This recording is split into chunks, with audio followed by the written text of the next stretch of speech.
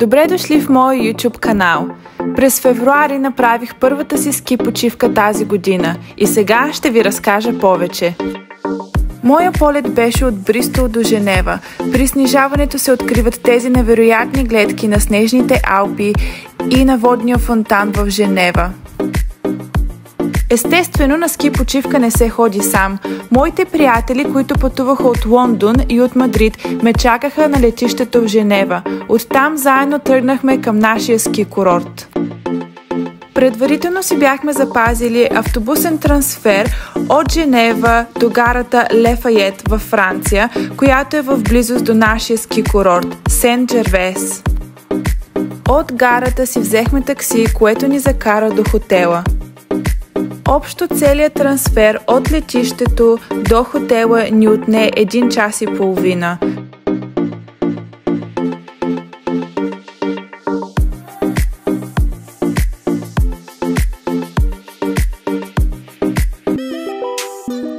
И ето го страхотният хотел и стаята, която си бяхме запазили за 5 дена. Това е хотел и спа Сен-Джервес, който е част от компанията Акор.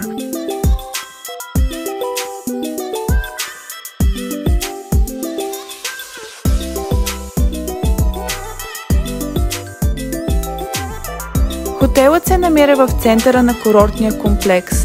Само на 10 минути пеша се стига до гондолата, която ни качва до върха и до ски пистите. В близост има местни пекарни и ресторанти и множество търговски магазини за подаръци и всякакви сувенири.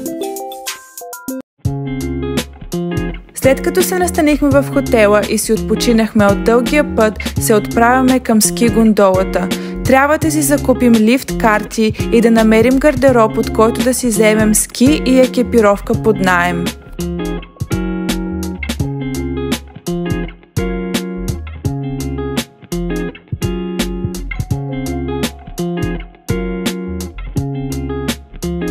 След като разгледахме различните ски гардероби и техните предложения, решихме да изберем този гардероб, който е най-близко до гондолата, тъй като не трябва да ходим дълго време с тежката ски екипировка.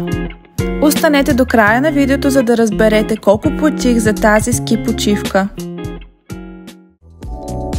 И ето, че дойде време за вечеря. След цял ден пътуване и обикаляне в ски курорта, сега е време да седнем, да си отпочинем, да пием чаша вино и да хапнем страхотна италианска кухня във Франция.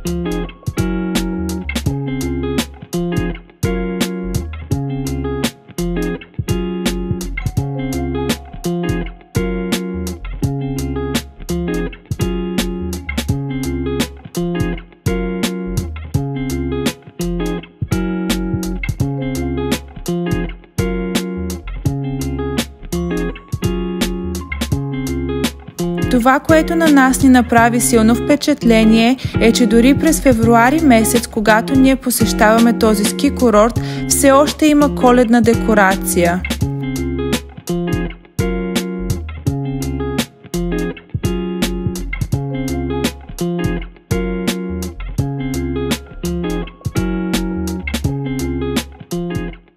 The next day. Ние сме от ранобудните скиори, които искат да бъдат първи на пистите. В 8 сутринта тръгнахме от хотела към ски гардероба, за да може да се екипираме. И в 8:30 вече бяхме в гондолата, по път към ски пистите.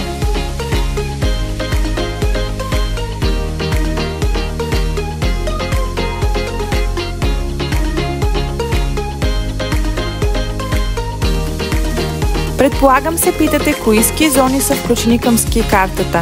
Тази карта, която ние закупихме, ни дава достъп до 3 ски зони – Сен-Жерве, Свети Никола и Мегев. Ние се намираме в Алпийския масив в близост до Мон Блан. Най-високите върхове в нашия ски курорт са Мон Джоли, 2525 метра надморска височина, връх Епиле, 2137 метра надморска височина и Мон Джу, 1958 метра надморска височина.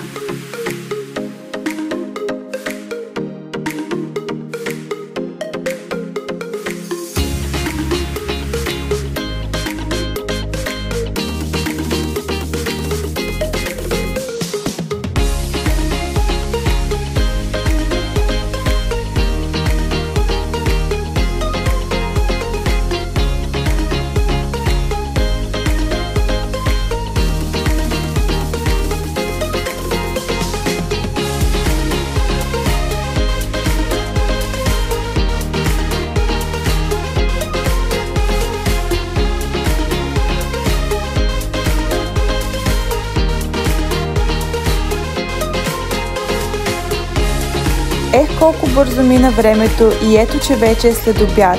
Време за хапване и малко почивка. В френските Алпи има тази култура, наречена апре-ски, което всъщност означава след ски. Това е времето, в което ски групата се събира за релаксация и общуване в приятна атмосфера.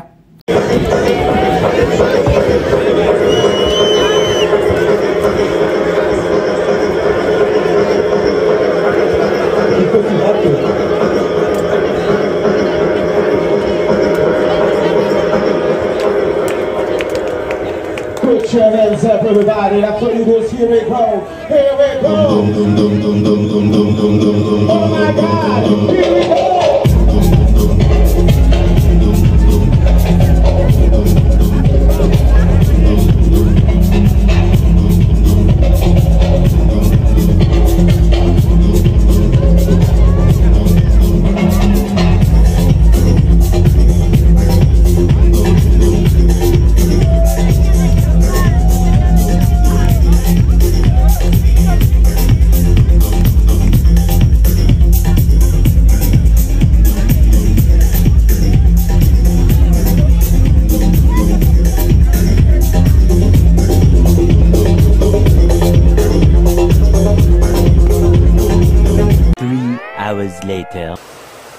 След първия изморителен ден на ски пистите, решихме да си отпочинем преди вечеря, като посетим спа центъра на хотела.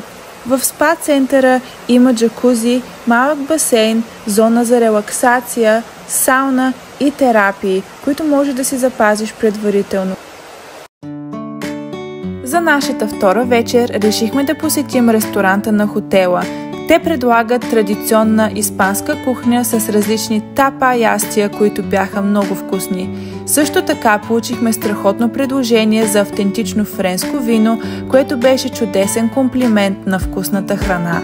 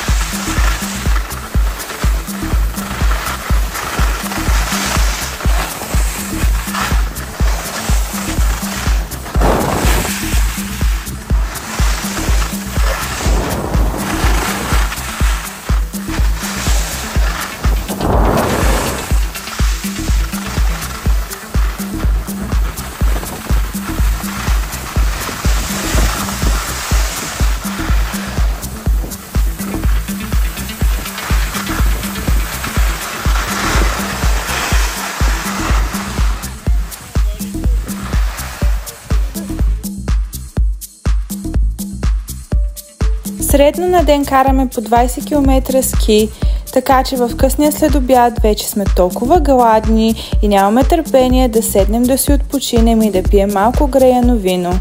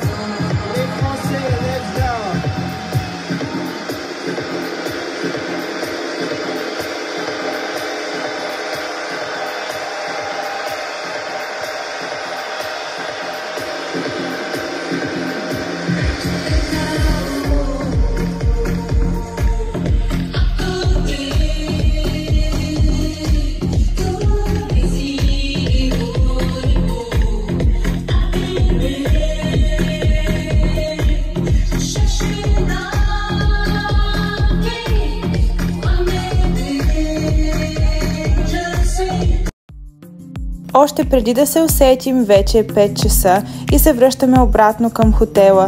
С тази гледка и залеза 10 минути пеша изобщо не са проблем.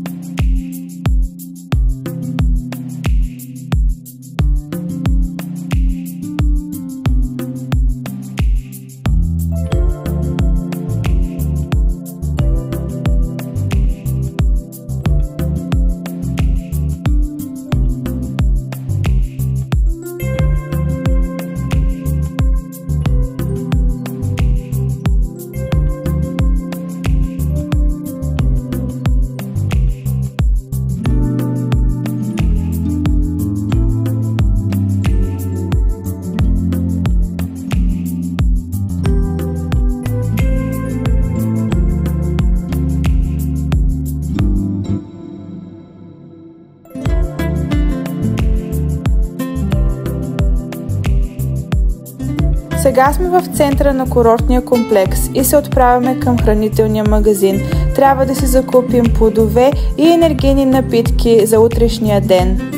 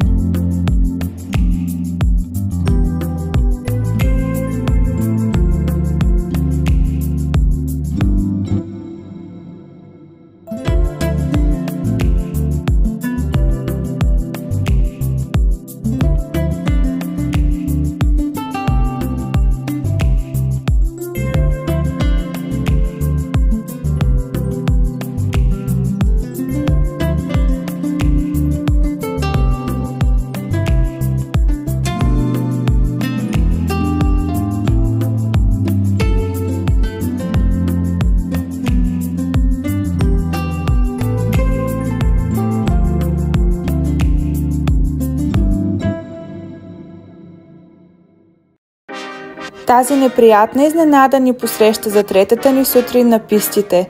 Мъглата по най-високите върхове е толкова гъста, че не можеш дори да видиш 1 метър пред себе си. За съжаление, през третия ни ден на пистите не можахме да се наслаждаваме на страхотните гледки, които имахме през първите 2 дни.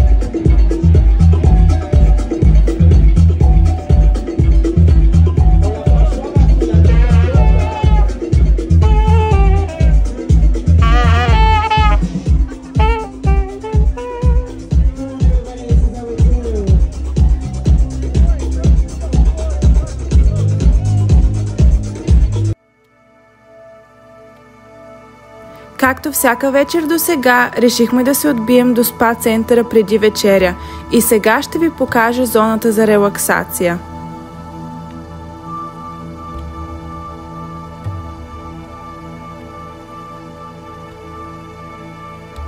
Днес за вечеря ще опитам традиционна френска лучена супа, която всъщност беше много вкусна.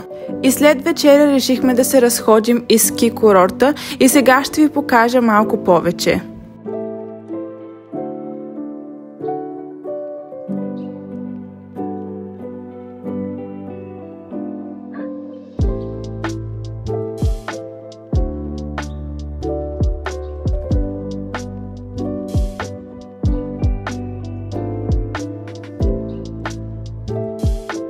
Както вече обясних, ски курорта се намира във френските Алпи, в близост до върха Мон Блан. Тази паметна плоча се намира в центъра на курортния комплекс и илюстрира разликата на надморската височина на Мон Блан през годините.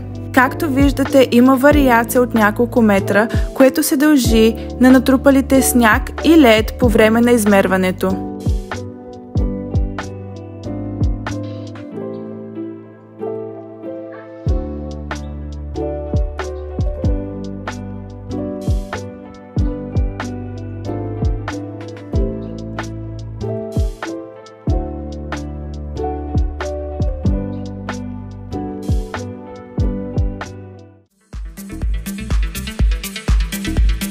За последния ни ден на пистите сме големи късметлии.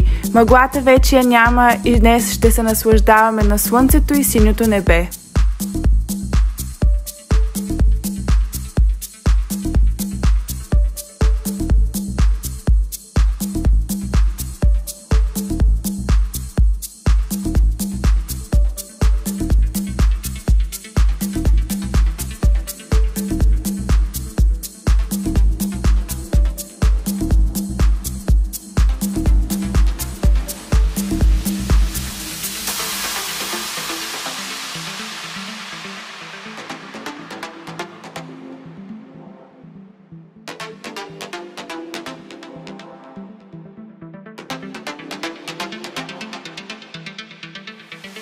На заден фон това, което виждате, не е мъгла, а са облаците.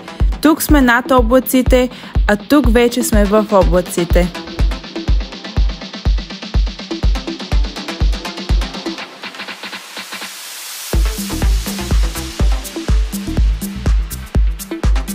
За обяд днес си поръчахме порция студени мезета и се отправихме към апрески бара.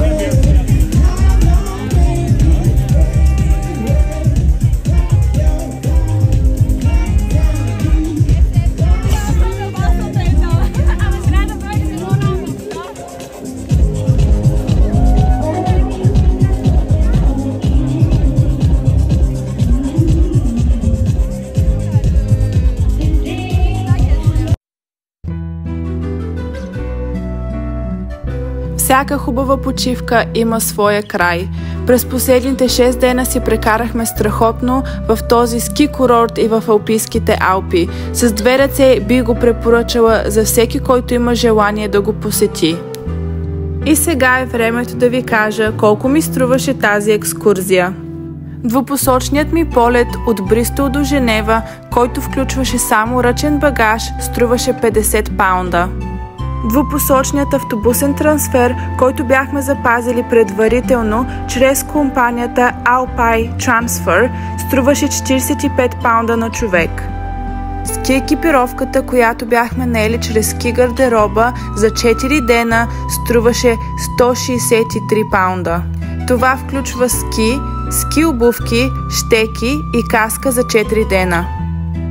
Ски картата, която закупихме за 4 дена с достъп до 3 различни ски зони, струваше 200 паунда. Към нея също така е включена и планинска застраховка.